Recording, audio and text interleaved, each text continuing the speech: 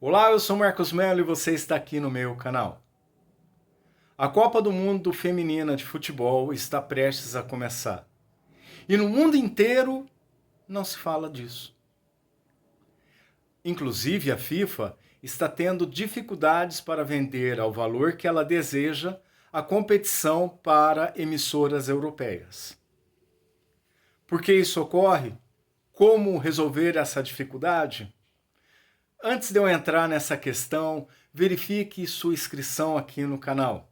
Acione o sininho para receber futuras notificações, deixe seu joinha, compartilhe e comente. O futebol feminino não é dos mais vistos entre os esportes. Se você der uma passada por programas esportivos na TV fechada, provavelmente o culpado será o homem branco, hétero e machista. Mas se essa é a questão, por que tênis, vôlei, ginástica olímpica, tantos outros esportes têm público e audiência? Bom, não deve ser culpa do homem branco, hétero e machista. Mas, se não é, qual é o problema? Eu não vou dar a solução para tudo, mas no que eu vejo, existe um problema na estrutura do esporte. Veja, o basquete, que é uma modalidade que as mulheres têm competição há muito mais tempo, também sofre com essa questão. Não tanto quanto o futebol, mas o público do masculino é muito maior do que o do feminino. A audiência também. E o que explica isso talvez seja o fato de que, como no futebol, o basquete requer força. Não se discute a habilidade de Paula, Hortência ou Janete, como não se discute a habilidade de Marta. Mas as meninas não possuem a mesma força. Elas não possuem a mesma velocidade, a mesma arrancada. Não se vê comumente enterradas no basquete feminino. E isso acaba refletindo também no futebol. Esportes de força atraem mais homens do que mulheres. O rugby é outro exemplo. Todos os esportes em que há muito contato, a prática masculina é mais atrativa do que a feminina. Vôlei e tênis são exemplos contrários. É muito mais gostoso ver um jogo de vôlei feminino do que masculino. O motivo é simples. Elas têm menos força. E por ter menos força, a bola fica no ar mais tempo. Os pontos no tênis são mais longos no feminino do que no masculino, porque a velocidade da bola é menor. Então, como resolver essa questão? O vôlei e o basquete nos dá algumas lições. Você não tem a tabela do basquete na mesma altura do masculino e do feminino. A rede do masculino e do feminino no vôlei não ficam na mesma altura.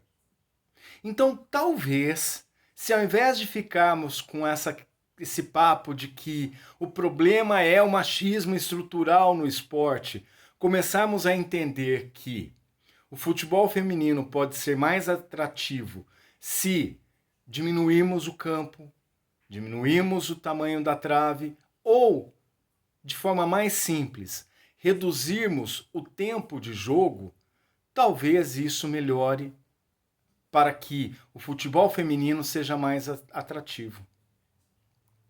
Outra questão que também pode ajudar ao futebol feminino a ter mais público e mais audiência seja a concentração de atletas. O futebol feminino buscou as mesmas fórmulas que o futebol masculino. Campeonatos nacionais em todos os lugares, que acabam gerando uma diluição de talento.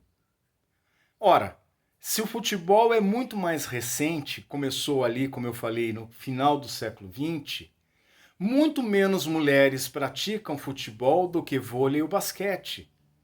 Se muito menos pessoas praticam o esporte, a chance de termos grandes atletas, atletas fora do comum, também são menores. Então, talvez a solução seja fazer uma NBA do futebol feminino, ou nos Estados Unidos ou na Europa. Reunir os principais talentos em uma competição transnacional. Ok, eu sei que a NBA não é transnacional, mas ela reúne o melhor do basquete lá nos Estados Unidos, que tem público e audiência compatível à Europa, por exemplo. Um campeonato que reúna Milan, Real Madrid, Manchester City ou outros grandes players europeus pode fazer com que a competição tenha nível técnico melhor. O que não dá é para a gente pegar as 30, 50 estrelas do futebol feminino e dispersá-la em campeonatos nacionais que têm público quase zero, que tem audiência que é um traço. Ah, mas e a fomentação, o fomento, desculpe-me, do futebol nos países? Vai continuar. Porque se você tem um campeonato continental forte, meninas vão poder olhar e se espelhar nas suas heroínas. O futebol nacional pode funcionar como uma base para o fomento dessa Superliga e, com o passar do tempo, criar força própria para existir. O que não dá é para a gente continuar no modelo atual. Um modelo que não está fazendo com que o futebol feminino cresça e se desenvolva. Buscar alternativas, seja de regulamento ou de criação de ligas, é necessário. Mas para isso, nós temos que parar de culpar homens brancos, héteros e machistas por um problema que não é deles. Eu sou Marcos Melo e eu não consegui dar uma solução final para o futebol feminino, mas você esteve comigo no meu canal.